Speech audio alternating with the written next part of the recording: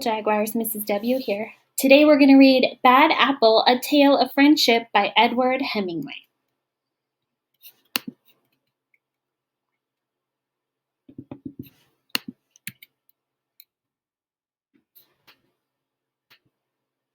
Mac was a good apple. He shared his toys with other apples, helped Granny Smith pick up after art class, and loved to dive fearlessly into a watering hole. On a sunny day, Mac could bob for hours. On cloudy days, Mac would search for the perfect pillow of green grass and take a long nap. In his dreams, it was always sunny, but one day, as Mac lay sleeping, it began to rain.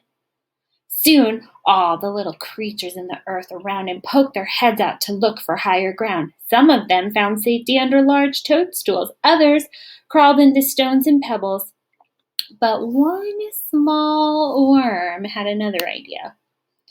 When Mac woke up, he was covered in raindrops and he wasn't alone. You won't believe the dream I just had. A funny little worm was tickling me right here. And now I can't seem to get him. Out of your head? It was you.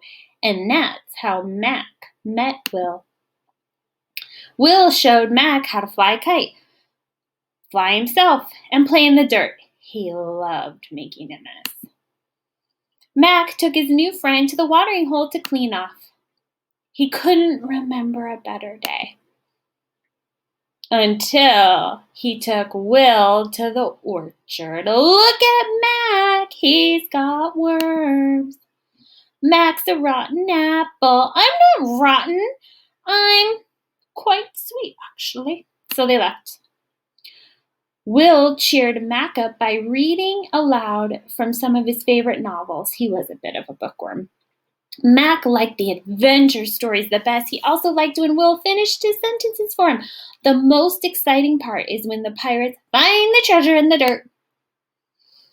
But one day it happened again. Ha ha ha! It's the bad apple. Ew, worms!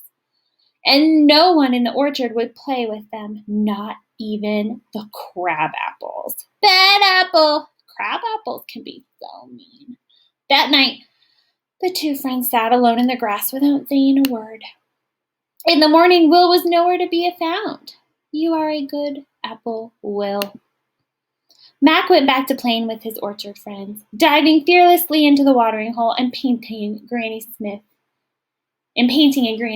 class. But nothing was the same. There was a hole in Mac that he couldn't fill.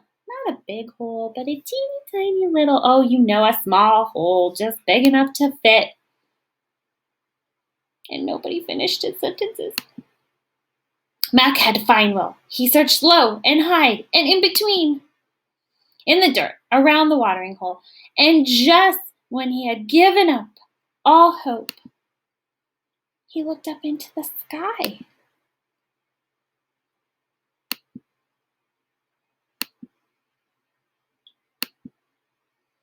Mac knew he'd rather be a bad apple with Will than a sad apple without him.